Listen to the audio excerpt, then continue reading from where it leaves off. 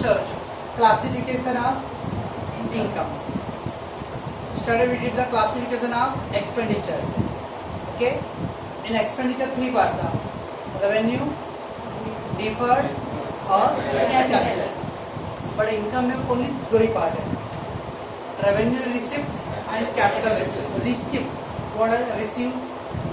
Okay, the receipt, that is a revenue receipt और एक है capital receipt. Listen carefully. Revenue receipt मतलब it is a recurring nature. Recurring मतलब बार बार. अब income है और जैसे मैं क्लास ले रहा हूँ तो मेरे आमदनी का मेन जरिया क्या है? फीस. ये मेरा मेन सोर्स है. कुछ बच्चे मंथली फीस देते हैं, कुछ बच्चे ईयरली देते हैं, एक साल का. दैट इज अ रिकरिंग है. ओके ना. ऐसा कोई होगा कोई बच्चा, अरे सर आप मैं अभी पहली में हूँ, पूरा 15 साल का फीस एक साल ले लो. Is it practically possible? No. फंस जाएगा ना. हाँ,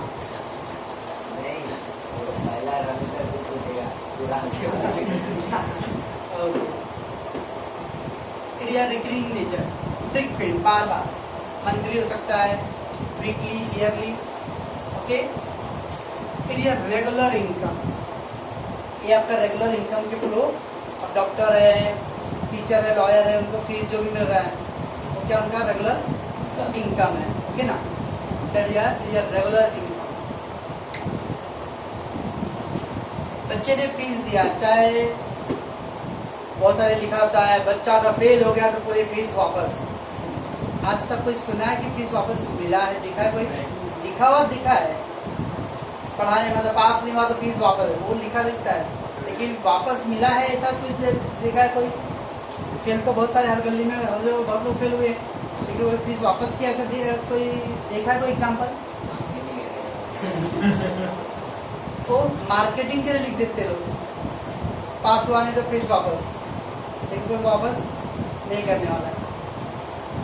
सिमिलर डॉक्टर्स बहुत सारे अभी प्राइवेट हॉस्पिटल में भी इलाज करते हैं, लाखों का बिल बनता है, बाद में भी वो ठीक नहीं होते, ऑफ हो जाता है, तो पैसे वापस दे देता डॉक्टर को? कुछ नहीं. इसका मतलब नो नीड टू रीपे, वापस देने की जरूरत नहीं है. वो आपका इनकम है ना. आप अच्छा सर्विस दो, वर्कर लोग अच्छा काम किया, खराब काम किया, वो एक महीने का तो पगार लेगा है ना. खराब काम किया तो अगले महीने से कंपनी बोले नहीं भाई तुम मत आओ, हटा देगा. लेकिन ऐसा बोलेगा भाई तुमने खराब काम किया, एक महीने पगार वापस लाओ. वो जोमेटो में जॉब कर रहा है, अच्छा सर्विस दिया, खराब सर्विस दिया, एक महीने पगार उसका तो है. अगर खराब सर्विस दिया तो हटा देंगे लोग. ओके. लेकिन ऐसा हो सकता है कि वर्कर बोलेगा तुमने खराब काम किया था, वो पूरे महीने का पगार जो पिछले महीने दिया तो वापस दो. कोई वापस देने वाला नहीं है. दैट मीन्स अरे ये जो रेगुलर इनकम होता है ना, इसको वापस करने की जरूरत नहीं है. No need to repay. Repay मतलब वापस पे करना. ओके. मुझे फीस मिला है, वो बच्चा नहीं पढ़ रहा है अभी, सब एक है 12th में, माइकल नाम है, इंग्लिश मीडियम में ही है, तो 4 महीना होने आ गया है, आज तक एक होमवर्क उसने सेंड नहीं किया है. ठीक है ना. और रोज बोलता है उसको हटा देता ग्रुप से, फिर भी कैसे वो ज्वाइन हो जाता है. ठीक है ना. ग्रुप में वो कभी मम्मी को आके बोला कन्विंस करके रविशर से ऐड करवा लेगा, कभी से ऐसा. लेकिन एक भी होमवर्क नहीं करता. अब ऐसा स्टूडेंट एक भी होमवर्क नहीं कर रहा, फेल हो गया, तो मैं क्या कर सकता हूँ? तो दैट मीन्स कि जो रेगुलर इनकम होता है उसको आपको वापस पे करने की जरूरत नहीं. क्यों बच्चों? आपका इनकम है, वर्कर को सैलरी मिल रहा है, तो सैलरी पे आपको इंटरेस्ट देना है? No interest bearing. इसको कोई इंटरेस्ट देने की जरूरत नहीं है. नो इंटरेस्ट बेयरिंग मतलब इसमें कोई इंटरेस्ट चार्ज नहीं होता है. ओके.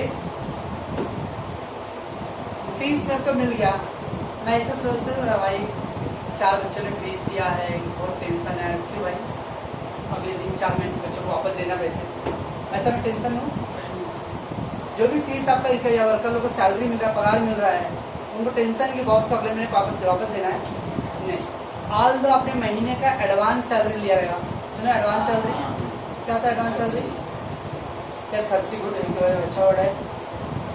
और क्या हो सकता है, मान लो कंपनी आप काम से अभी आए हो तो साहब देख रहे हैं पगार दे दो एडवांस, ठीक है, वो खर्चा करने के लाइन में पैसे, तो कंपनी आपको एडवांस दिया 1 महीने का, तो आपको क्या करना पड़ेगा, वो 1 महीने में काम करके वो पैसे सेटल करना पड़ेगा ना। Okay, that is no liability creation. आपका ये आमदनी है, इनकम है, ये कोई लायबिलिटी नहीं है, कर्ज नहीं है कुछ।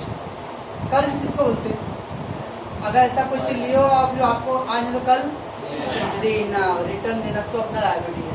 देखिए इनकम किसी को वापस देना है क्या, नहीं, जब वापस देने नहीं थे लायबिलिटी नहीं है, ठीक बच्चों। और इनकम कहाँ लिखते हैं हम लोग, appear in the profit loss account credit side, ज्यादा profit loss account credit side में discount receive, commission receive, rent receive, income बदला। रेवेन्यू में क्या बच्चों, ये रिकरिंग मतलब बार बार आने वाला है, ये रेगुलर इनकम है। ओके, और ये ऐसा इनकम है जिसको आपको वापस देने की जरूरत नहीं है। जब मुझे वापस देना ही नहीं है तो मेरे लिए लायबिलिटी नहीं है। ओके, और जब कोई कर्ज नहीं है तो क्या मैं उस पर कोई इंटरेस्ट भर गया, नहीं, कोई इंटरेस्ट नहीं भरना है। और इसको कहाँ लिखते हम लोग, बच्चों। अब इसका उल्टा देखो, ये रिकरिंग नेचर का था। रिकरिंग मतलब बार बार, ये रिकरिंग नेचर नहीं है। बहुत लोग लोन लेते हैं, हर महीने लोन लेते हैं। ओके, कुछ लोग आजकल तो कुछ लोग मोबाइल के लिए और स्कूटी के लिए लोन लेते हैं। ओके, हम लोग के टाइम में ज़्यादातर लोग घर बनाना तो कर्ज लेते थे। ओके ना, या कोई बड़ी बीमारी किसी का हो गया तो वो इलाज के लिए, बच्चों को पढ़ाई वढ़ाई का कुछ खर्चा है तो बड़ा मतलब 10वीं 12वीं का नहीं, बड़ा एजुकेशन हायर लेवल का पढ़ाई करना है तो कर्ज लेके पढ़ाते बच्चों को। बेटी की शादी करना है, वो पहले बोलते थे अब तो बेटा बेटी की शादी का खर्चा इतना एक ही पड़ता है, नहीं वो कुछ नहीं बच्चे। अभी वो दहेज तो बात ठीक है, बहुत जगह पे दहेज मुझे छोड़ो, अब वो लड़की वाली 10 लाख खर्चा तो आजकल लड़के लोग भी 10 लाख खर्चा कर देते हैं। बहुत सारे केसेस में वो खाली बोलने में है कि भाई बेटी की शादी करना है, बेटी के शादी में भी उतना ही खर्चा होते जा रहा है आजकल, ठीक है ना। अनलेस कोई चोर लोग ये है ना, चोर भिखारी लोग जो गाँव से भीख मांगते हैं, दहेज दो दहेज दो, ज़्यादा मांगते हैं। ओके, तो it is non recurring nature. Non recurring मतलब बार बार नहीं आएगा, कभी कभार। ओके ना, रेयर मतलब कभी कभार। Okay, once in a while, एक बार आपने कर्ज ले लिया है। Okay, that is god. कुछ होंगे सरकारी लोग जो रोज ही कर्ज लेंगे, कभी इससे लेंगे 500 रुपये, कभी उससे लेंगे 1000 रुपये, ठीक है ना। रोहित का नाम दे रहा है। अच्छा, रोज कर्ज रहता है क्या। ओके, आपने कर्ज लिया है तो आपको वापस भी नीड टू रीपे। ओके, ये था नो नीड टू रीपे, इसको वापस देना नहीं है लेकिन इसको रीपे करना है। ठीक है बच्चों, अब कब वापस करना है कोई अब तो डिपेंड करता है कि आप 5 महीने का लोन लिए हो, 1 साल का लोन लिया हो, कोई लोग 5 साल का लोन लेते हैं, कोई लोग 10 साल 15 साल का भी लोन लेते हैं। ओके ना, तो डिपेंड। जैसे वो स्कूटी कितने लिए तो आई कितनी आई, कितने साल बनाए, कितना EMI है, 2500 EMI है। करते हो ना कि नहीं कर रहे हो, करते हो, इतना कमा लेते कि हम भर रहे हो ना, ठीक है। अच्छा, तो need to repay within 1 year और मे बी आफ्टर 1 ईयर। कुछ लोग 1 साल से कम का लोन लेते हैं, कुछ लोग बड़ा अमाउंट है तो 5 साल 10 साल का लोन लेते हैं। ओके, 3 साल का है तो 2 साल का। चलो, अब वो स्मॉल है भाई आ जाओ। ये डिपेंड है अमाउंट का हिसाब से। आप लोगों को 50 लाख का लोन लिया है फ्लैट लेने के लिए, ओके ना, फ्लैट लेने के लिए लेते हैं ना लोन, तो लोग 10 साल 15 साल भरते रहते लोन। विद इन 1 ईयर भी दे सकते हैं या मे बी आफ्टर 1 ईयर, यानी 1 साल या 1 साल से ज्यादा का हो सकता है। ये आपके लिए क्या आता है, लायबिलिटी है। लायबिलिटी मतलब कर्ज है तो उसको आज नहीं तो कल आपको बर्डन है आपके ऊपर। और जो कर्ज है तो इंटरेस्ट भी देना पड़ेगा। यस, इंटरेस्ट बेयरिंग, इस पे इंटरेस्ट पे करना पड़ेगा। इसके ऊपर कोई इंटरेस्ट नहीं देना था, ये अपना इनकम था, लेकिन उसका कोई इंटरेस्ट पे करना। ओके, और लायबिलिटी पे लायबिलिटी कहाँ लिखते हो? फिर appear in the balance sheet liability. Okay, क्या रखना बच्चों कि कैपिटल रेवेन्यू रिजर्व, जब भी कुछ आइटम आ देना वो इनकम है, क्या ये इनकम मुझे वापस देने हैं कि नहीं देने हैं? अगर वापस नहीं देने तो रेवेन्यू, लेकिन आज नहीं तो कल वापस देने हैं तो कैपिटल। फिर सोचना क्या इस पे इंटरेस्ट देना पड़ रहा है कि नहीं देना पड़ रहा? इंटरेस्ट नहीं देना पड़ रहा तो मेरा इनकम है, लेकिन इंटरेस्ट देना है कैपिटल। एक ही वर्ड, कुछ नहीं आ रहा मेरे को, खाली याद रखना है यार, क्या ये वापस देना है नहीं देना है? मुझे फीस वापस देना है नहीं, ये मेरा रेवेन्यू रिसिप्ट। देखिए मैंने कहीं 5 लाख का लोन लिया हूँ तो मुझे वापस देना है कैपिटल। ठीक है, इसमें 2 ही पॉइंट आ रहे हैं, कुछ नहीं है, खाली बस ये 2 वर्ड आ रहे हैं। क्या मुझे उसको रिटर्न देने हैं कि नहीं देने? अगर रिटर्न देने हैं कैपिटल रिस्क, रिटर्न नहीं देना है रेवेन्यू। क्यों बच्चों?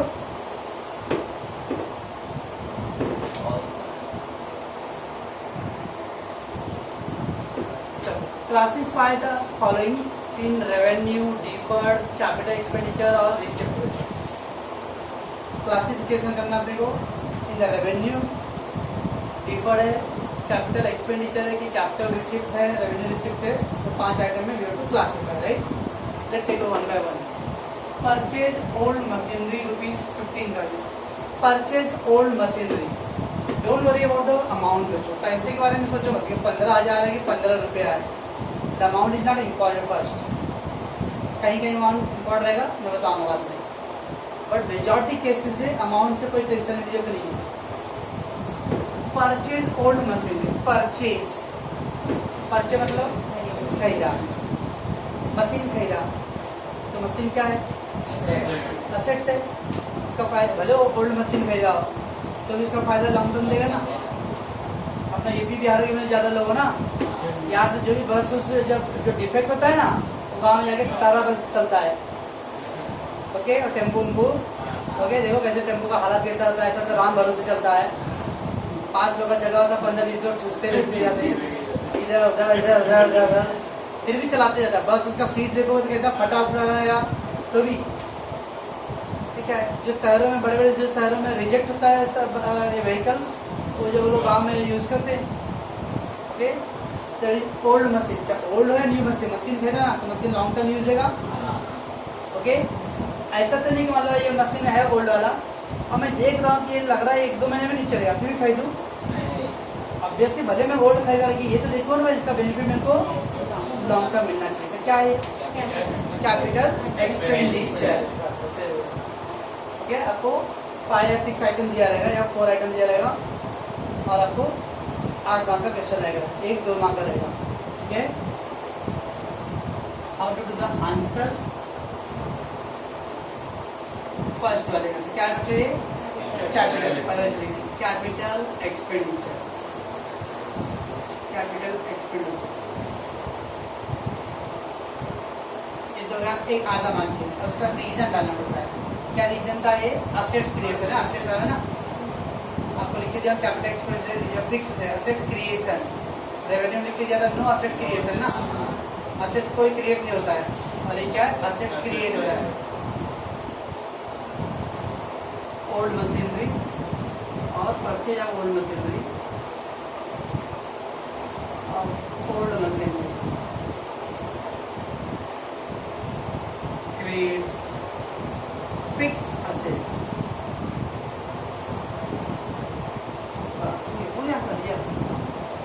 आपको 2-2, 5-5 लाइन पे नहीं देना है, 1 लाइन 2 लाइन एनफ है। ओके, परचा और मशीनरी क्या कर रहा है? Create the fix. और आपको टाइम अगर आपका क्या होते हैं, राइटिंग स्पीड ज़्यादा है और क्या इसका फायदा क्या है? Long term, short term, long term. This gives long term benefit.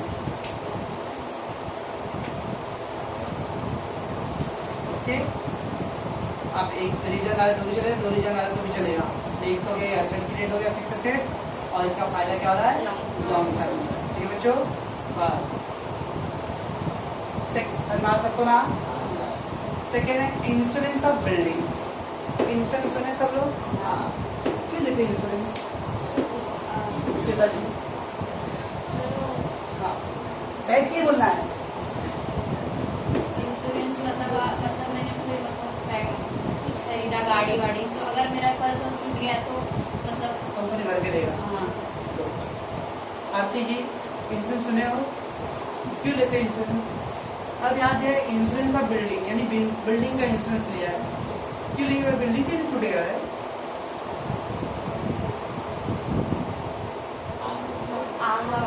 आग लग जाएगा कहीं बीच में। सुने हो कितना जगह कॉलेज, स्कूल में, कॉलेज, का कॉलेज, घनश्याम तो फायर हो जाता है। ओके, अभी हॉस्पिटल में भी कई जगह आग लग गया था। इस तरह से इंश्योरेंस रहेगा तो क्या होगा, उसका जो नुकसान हो भर के मिल जाएगा। राइट है। तो इंश्योरेंस ऑफ बिल्डिंग, जब भी आप इंश्योरेंस लेते हो तो आपको हर जैसा LIC बोलते हैं, लाइफ इंश्योरेंस। अब 15-20 साल का LIC है तो आपको हर साल पहले प्रीमियम भरना पड़ता है। ओके ना। अगर मान लो 20 साल का पॉलिसी है, मैं 1-2 साल प्रीमियम भर के छोड़ दूंगा तो 1 रुपया नहीं मिलेगा, पूरा पैसा मेरा स्वाहा डूब जाएगा। आपको रेगुलर प्रीमियम भरने हैं। तो बताओ क्या है, क्या है? बार बार भरना है ना। क्या है ये? इनकम है कि एक खर्चा है? खर्चा ना।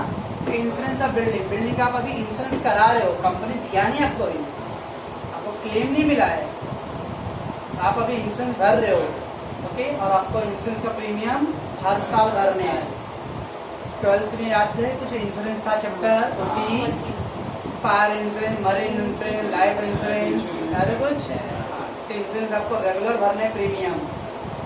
ओके, अगर आपने रेगुलर प्रीमियम नहीं भरा तो कुछ नहीं मिलेगा। मान लो अगर 4 साल भरा हो, नसीब से 4 साल में उस टाइम कुछ क्लास को आग उगने लगा, अब 5-6 साल नहीं भरा, उस साल लग गया तो मुझे जोर कर रखा, जोर से लग गया। ओके, इसलिए आपको रेगुलर प्रीमियम भरना है। ओके, तो आपको हर साल भरना है। तो क्या है, बार बार भरना पड़ेगा। इससे क्या होगा, ये रेवेन्यू बराबर ना। इससे डाउट है कि मेरे मतलब सर रेवेन्यू कैसे साल में भरना है ना, 12 महीने से कम हुआ ना, 1 साल हुआ ना, 12 महीना, क्योंकि लॉन्ग टर्म होने के लिए क्या चाहिए, 5 साल से ऊपर ना। ओके, तो 1 साल आपको हर साल भरने हैं। और हर साल में आपको बता दूं मैं, प्रीमियम क्वार्टरली भी होता है। वो क्वार्टर नहीं, क्वार्टरली मीन्स चल रहे अंदर 3-3 महीने का। Quarterly means 3-3 month. Half yearly मतलब 6-6 महीने का, और ईयरली मतलब साल का। ओके, तो कुछ लोग 3-3 महीने का ही भरते हैं। मान लो 12,000 रुपये साल का भरना है, तो कुछ लोग 12,000 एक साल भरने लगेगा, तो चलो बाद 3-3 हज़ार रुपये 4 बार करके भरेंगे, तो 3 से 12,000 ही हो गया। ठीक है। इंश्योरेंस ऑफ बिल्डिंग, पहले क्या रेवेन्यू है, revenue expenditure. Okay, insurance of building is of recurring nature है।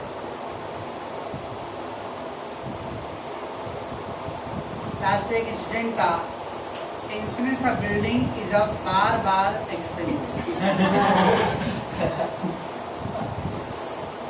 है ना। ऐसे बच्चे भी हैं,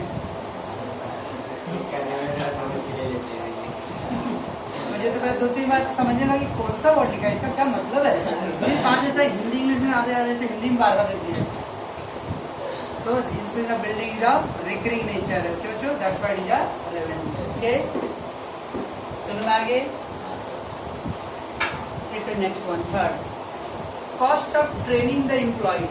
cost of training the employees, आजकल सुनते हो वर्कर लोग जॉब पे जाते हैं तो वो ट्रेनिंग के लिए, अब कहीं जॉब अपॉइंट तो पहले नया जॉब करना है तो पहले 1 हफ्ते का ट्रेनिंग देते ना लोग, 1 हफ्ता 2-4 दिन जो भी रहेगा। स्कूल में सब लोग को ट्रेनिंग पे जाने रहता है, हर साल 2 साल में जाते थे। अभी ऑनलाइन था। ओके, सारे स्कूल ऑनलाइन चालू हो गए थे घनश्याम दास को छोड़ के, फिर उनके सब लोग को ट्रेनिंग पे भेज ही नहीं रहे और कोई जा ही नहीं रहे ट्रेनिंग पे थे। तो क्या है, इनकम है कि खर्चा है? कॉस्ट ऑफ ट्रेनिंग मतलब मान लो नई कंपनी है, आप वर्कर लो, तो मैं आपको ट्रेनिंग पे भेज रहा हूँ, तो हमेशा आपको ट्रेन करने के लिए किसी को अपॉइंट करना पड़ेगा, ट्रेनर को, वो ट्रेन करके देगा, तो फ्री में काम करेगा क्या वो? उसका सैलरी उसको जो पगार है ट्रेनर को देना है, क्या वर्कर से लूँ? वो कंपनी उठाता है खर्चा अपना। ओके, आप कुछ जगह पे कहीं पे ग्राउंड में ट्रेनिंग होता है, या कहीं पे हॉल में होता है, कहीं अलग अलग जो भी स्पेस वो लेते रहेंगे भाड़े पर। ओके, एक खर्चा कंपनी का। ट्रेनिंग 10-20 साल का एक ही बार रहता है। आजकल तो बहुत सारी कंपनियां हर 4 महीने 5 महीने में वर्करों को ट्रेनिंग पे डालता है। स्कूल में सर लोग को हर साल 2 साल में ट्रेनिंग पे जाना होता है, तो इसका तो ट्रेनिंग रेगुलरली है। ये क्या होगा? नहीं, मैंने बोला कि हर 2 साल जरूरी नहीं है, 3-4 महीने में भी बहुत ज़्यादा कंपनी में ट्रेनिंग होता है। अच्छा, डीमार्ट देख लो, अगर एक टीवाई के बच्चे सब आधे डीमार्ट में भरे पड़े हैं, ओके, उनको हर 2-3 महीने में उनको ट्रेन कैसे काम करना है आपको, क्या तो रेगुलरली ट्रेनिंग। हाँ हाँ, तो आप भी बोल रहे हो डिफॉल्ट में, तो ऐसा नहीं कि 2 साल 3 साल में हर जगह ट्रेनिंग 2-3 साल में नहीं है। अब ये आर्मी लोगों को इनको रेगुलर ट्रेनिंग तो चाहिए। फिजिकल जो प्लेयर लोग हैं IPL में खेल रहे हैं, तो उन लोगों को फिजिकल जिम में वो ट्रेनिंग रेगुलर चाहिए। क्रिकेट खेलना है तो उनको कोचिंग रेगुलर देना पड़ेगा। That is a training of employ, तो एम्प्लॉय को रेगुलर ट्रेनिंग देना पड़ता है। ओके, ऊपर से डिफर्ड होता है इसका क्या, इसका एक बार खर्चा किया 4-5 साल फायदा देगा क्या? नो।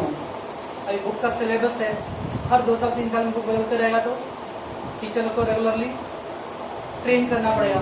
अभी ऑनलाइन ट्रेनिंग पढ़ाने की किसी को आदत था क्या? नहीं, किसी को नहीं। इंडिया में किसको आदत था ऑनलाइन के बारे में? लेकिन इनको पढ़ाने पड़ रहा था। पढ़ाने के लिए आपको कैसे पढ़ाना है, ये सभी आपके मैं सामने बोल रहा हूँ। इतना टाइम मेरे को वीडियो में रिकॉर्ड करने के लिए नहीं मिलेगा, टाइम देने के लिए, तो उसके लिए मुझे जो भी चीज़ें कंटेंट है उसको शॉर्ट करके ही उस वीडियो में रिकॉर्ड करना पड़ेगा। ओके ना? So that's what the cost of training of employees. ये क्या है? रेवेन्यू नेचर का। ओके, तो क्या है ये? Revenue expenditure. रेवेन्यू एक्सपेंडिचर सोचो, रीजन क्या है? Recurring nature. Cost of training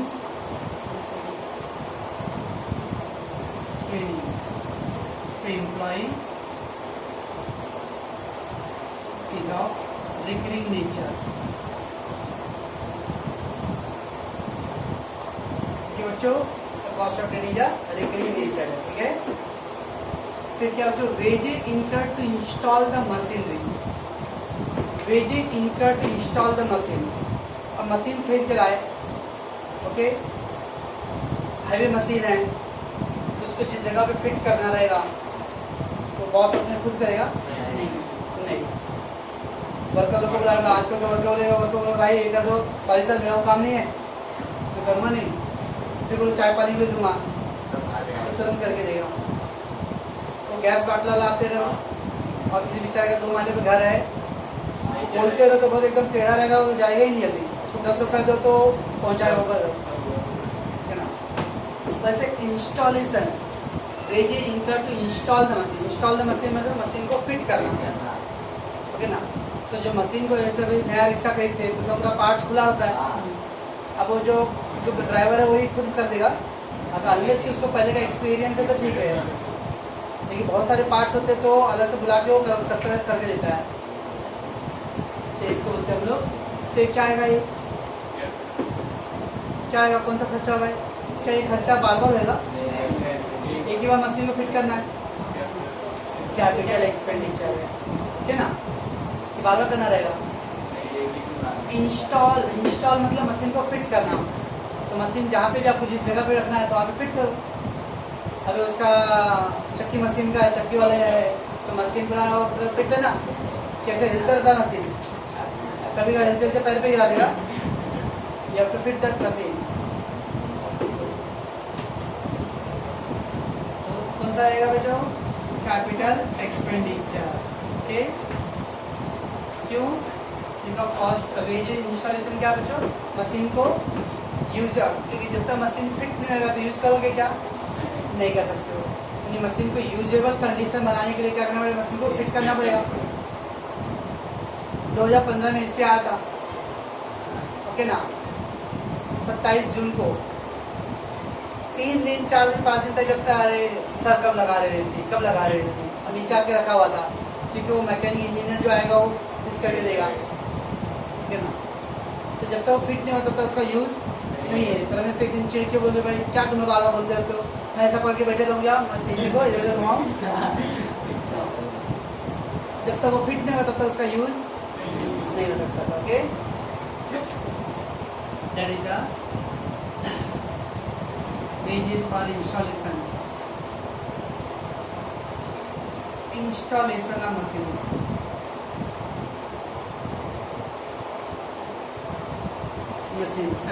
okay, इधर क्या है, रिकरिंग नेचर, ये बार बार होगा कभी कभार होगा, is of non recurring nature.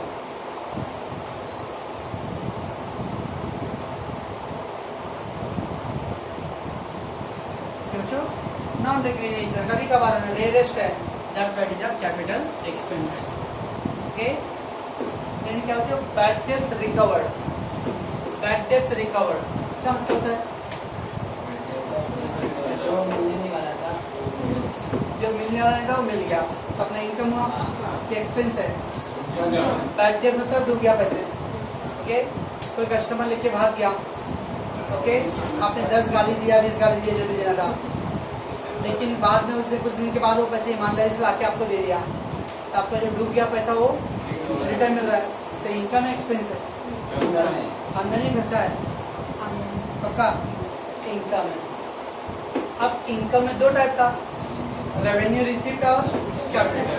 क्या रहे, कैपिटल और रेवेन्यू में मैंने क्या बोला था, जो पैसे मुझे वापस देना पड़ेगा वो कैपिटल रिसीप्ट है, ये मुझे वापस देना है क्या, मेरा ही डूबा पैसा मिल गया ना, तो क्या ये रेवेन्यू रिसीप्ट है। कैपिटल रिसीप्ट रेवेन्यू इसमें सिंपल है, एक ही वर्ड सुनना है, क्या मुझे उसको वापस देने हैं, अगर देने हैं तो कैपिटल रिसीप्ट, नहीं वापस देने हैं तो रेवेन्यू रिसीप्ट, ओके। तो ऐसा रेवेन्यू रिसीप्ट,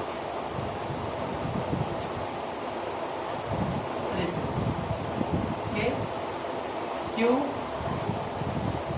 क्या है, कैपिटल रिकवरी, रिकरिंग नेचर। अक्सर बिजनेस होते रहते, मान लो जो भी कस्टमर दुकानदार हैं, तो 1-2 कस्टमर तो मिलते हैं ऐसे जो हाँ चुना लाते हैं, ऐसे बोलो। It is of revenue nature, revenue nature,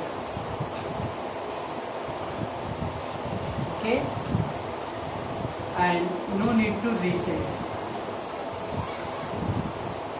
और आपको रीपे करना है क्या, देना वापस क्या, ओके।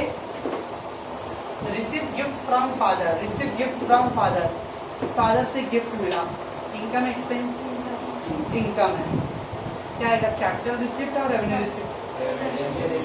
क्यों रेवेन्यू, क्यों रिटर्न देना नहीं, और भी कुछ हो सकता है क्या, गिफ्ट है कभी कभार मिलता है, ठीक है ना, रिटर्न तो देना नहीं लेकिन कभी कभार ही मिलता है ना, ये क्या है, capital receipt.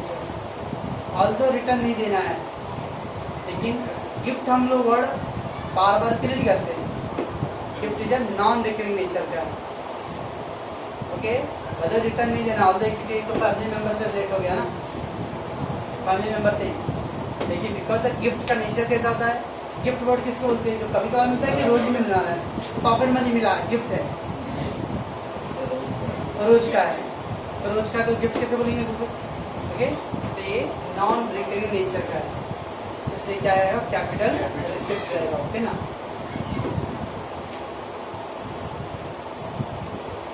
Capital receipt,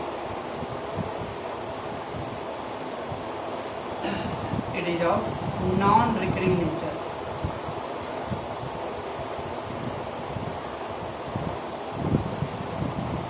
non recurring मतलब बार बार नहीं आता, कभी कभार आता है, इसलिए क्या है वो capital receipt. Payment to municipal payment of municipal tax municipality को टैक्स भरना। जिससे हम लोग तो स्लम एरिया में रह रहे हैं, झुग्गी झोपड़ी में, तो हम लोग को टैक्स बिल भरना नहीं है। लेकिन जो रजिस्टर्ड चौल में रहते ना, रजिस्टर्ड फ्लैट में है, वो लोग को रेगुलर म्यूनिसिपल टैक्स भरने हैं। ये क्या है? Revenue expenditure. जो फ्लैट रजिस्टर चल रहा है, रजिस्टर्ड सोसाइटी रहता है ना, ओके, तो लोगों को रेगुलर म्यूनिसिपल टैक्स भरने हैं। हम लोग का अगर म्यूनिसिपल टैक्स रेगुलर भरेंगे तो प्रॉपर्टी अपना है। क्या पाइपलाइन में अभी तो थोड़ा स्टेबल है, 10 साल पहले 15 साल पहले पैंट से पूछना रोज मिल जाता था, बीएमसी वाला तोड़ने वाला है, बीएमसी वाला तोड़ने वाला है, बीएमसी वाला पाइपलाइन टूटने वाला है, पाइपलाइन टूटने वाला है। क्योंकि एक जमीन अपना नहीं, कब तोड़ के भाग आदमी मालूम नहीं पड़ेगा आपको। लेकिन अगर हम उस प्रॉपर्टी का टैक्स भर रहे तो वो अपना हक से है, जमीन अपना है, ठीक है ना।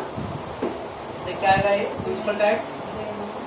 10-20 साल का टैक्स एक साल भर दे, साल भरने हैं। ये रेवेन्यू नहीं चलता है, तो revenue expenditure. Municipal tax is of recurring nature.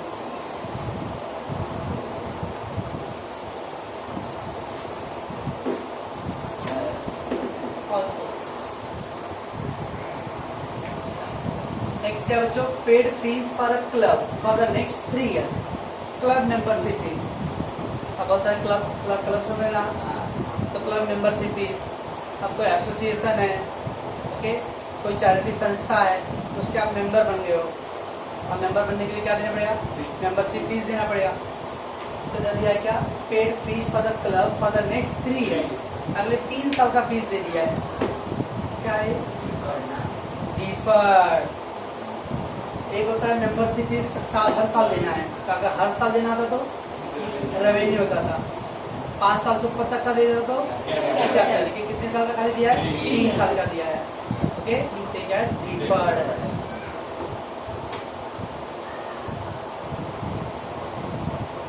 Deferred expenditure. It is club membership fees.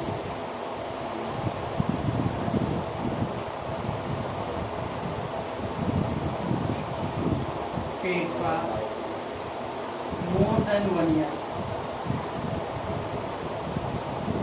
एक साल से ज्यादा का तो दिया है, लेकिन क्या इससे कोई असेट्स क्रिएट होगा क्या? कोई असेट बन रहा है क्या? ये नो असेट क्रिएशन है, but there is no asset creation.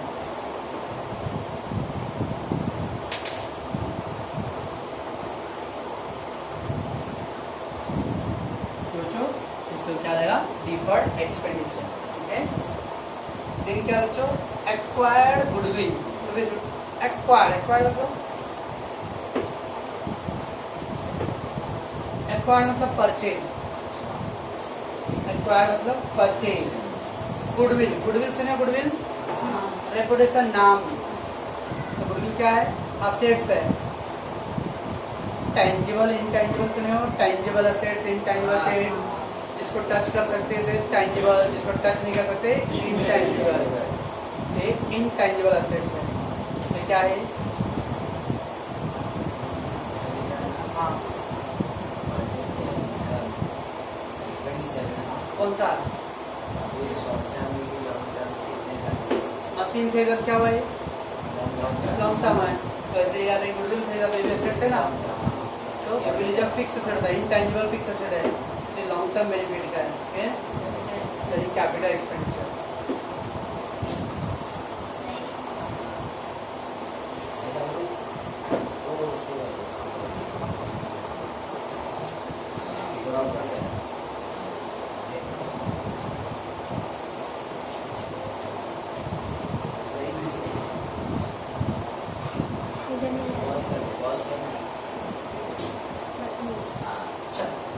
Acquire goodwill, acquire goodwill मतलब परचेज गुडविल, ओके। तो क्या है? Capital expenditure. गुडविल लीजिएगा, एक्वायरिंग गुडविल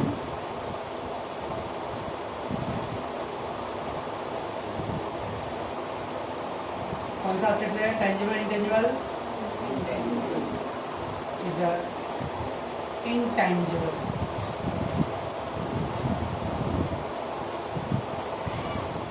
बच्चों इंटेंजिबल से इंटेंजिबल सुने हो, टेंजिबल इंटेंजिबल नहीं सुने हो?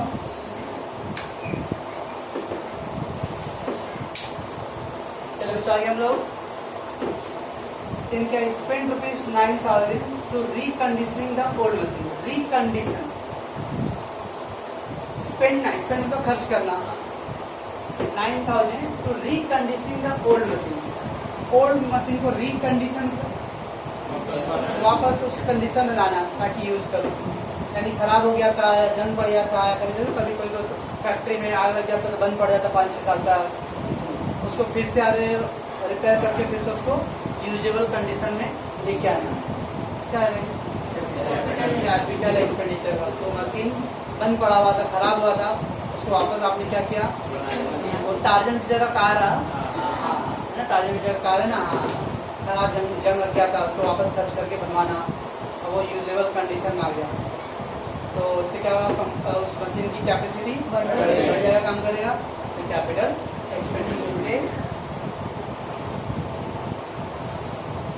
Capital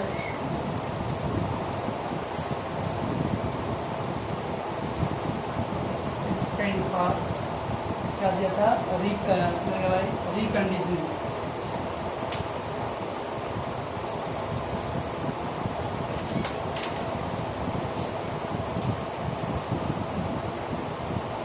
Increase the capacity.